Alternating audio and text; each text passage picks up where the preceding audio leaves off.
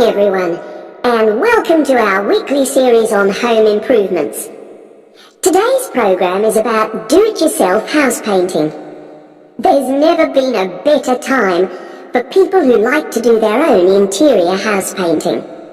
Although people still lead very busy lives, thanks to the availability of various new DIY materials, you can now decorate your home in a more efficient and a more environmentally friendly way. In 2009 alone, approximately 53 million litres of the paint that was sold in the UK were left untouched. That's enough to fill 21 Olympic-sized swimming pools. It's easy to overestimate how much paint you'll need to decorate your room if you use guesswork. And if you know exactly how much paint is needed, you avoid unnecessary waste. There are automatic paint calculators available now. Most of the major paint manufacturers provide them. Look on their websites or just Google paint calculator and see what comes up. Then simply measure the circumference and height of the room in meters. Enter this into the calculator, along with the type of surface you're painting, and it will tell you how many litres of paint you'll need. But if you do end up with leftover paint, you can donate it to an organisation like Community Repaint.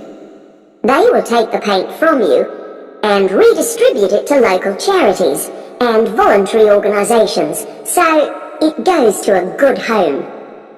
You can find more information about Community Repaint on communityrepaint, all one word, .org.uk.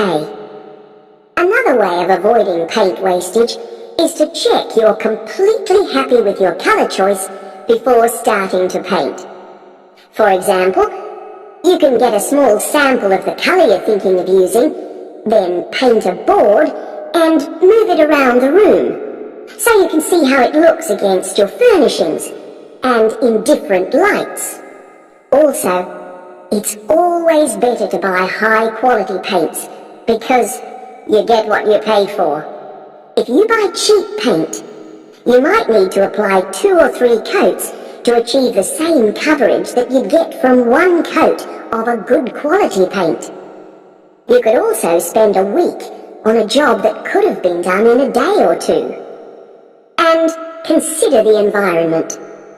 Most paint manufacturers now sell water-based paints that don't contain harmful chemicals or give off harmful odours, so get one of these. You can also buy paint that's packaged in recyclable containers. There's a lot more choice than there used to be. You can only do a good job which will last if you prepare the surfaces thoroughly before painting. In fact, in many ways, if you want to do a professional looking job, this is more important than the painting itself. If there are any cracks or patches of loose plaster, painting over them won't solve the problem. Take the plaster out and fill the holes, allowing enough time for the new plaster to dry. And you won't get a smooth finish if the walls are dusty or greasy. So washing with water isn't enough. Use a solution of decorator's soap and rinse well with warm water afterwards. When you are ready to paint, we suggest you use a medium pile roller for walls and ceilings. A lot of people tend to use short pile rollers, but these give a patchy finish, and that wastes paint and time. Similarly, long pile rollers can create a thick textured effect, which looks messy. The same goes for brushes. The stronger the bristles, the easier they are to wash and reuse. And as you've chosen a water-based paint, clean your brushes with cold water, because it's more energy efficient that way. As you're decorating, keep transferring small amounts of paint into a tray and keep topping it up when you need to. This reduces the chance of it being contaminated by dust and pieces of dirt. And finally, water-based paint doesn't have a lingering smell, so that's not an issue anymore. But it's airflow rather than heat that helps the paint dry quicker. So, to help finish the job in the quickest time, leave your doors and windows open. The faster the paint is dry and the job finished, the quicker you can start enjoying your room.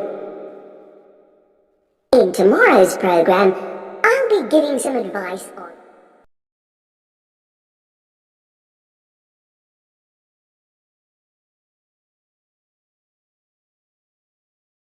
Good morning, everyone, and welcome to our weekly series on home improvements. Today's program is about do-it-yourself house painting. There's never been a better time for people who like to do their own interior house painting. Although people still lead very busy lives, thanks to the availability of various new DIY materials, you can now decorate your home in a more efficient and a more environmentally friendly way. In 2009 alone, approximately 53 million litres of the paint that was sold in the UK were left untouched. That's enough to fill 21 Olympic-sized swimming pools. It's easy to overestimate how much paint you'll need to decorate your room if you use guesswork. And if you know exactly how much paint is needed, you avoid unnecessary waste. There are automatic paint calculators available now. Most of the major paint manufacturers provide them. Look on their websites or just Google paint calculator and see what comes up. Then simply measure the circumference and height of the room in meters, enter this into the calculator along with the type of surface you're painting, and it will tell you how many litres of paint you'll need. But if you do end up with leftover paint, you can donate it to an organisation like Community Repaint. They will take the paint from you and redistribute it to local charities and voluntary organisations, so it goes to a good home. You can find more information about Community Repaint on communityrepaint, all one word, .org.uk. Another way of avoiding paint wastage is to check you're completely happy with your colour choice before starting to paint. For example, you can get a small sample of the colour you're thinking of using, then paint a board and move it around the room, so you can see how it looks against your furnishings and in different lights. Also, it's always better to buy high-quality paints because you get what you pay for. If you buy cheap paint, you might need to apply 2 or 3 coats to achieve the same coverage that you'd get from 1 coat of a good quality paint. You could also spend a week on a job that could have been done in a day or 2.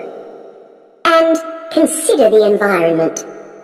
Most paint manufacturers now sell water-based paints that don't contain harmful chemicals or give off harmful odours, so get one of these. You can also buy paint that's packaged in recyclable containers. There's a lot more choice than there used to be. You can only do a good job, which will last, if you prepare the surfaces thoroughly before painting. In fact, in many ways, if you want to do a professional-looking job, this is more important than the painting itself. If there are any cracks or patches of loose plaster, painting over them won't solve the problem. Take the plaster out and fill the holes, allowing enough time for the new plaster to dry.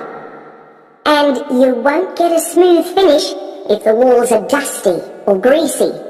So washing with water isn't enough. Use a solution of decorator's soap and rinse well with warm water afterwards. When you're ready to paint, we suggest you use a medium pile roller for walls and ceilings.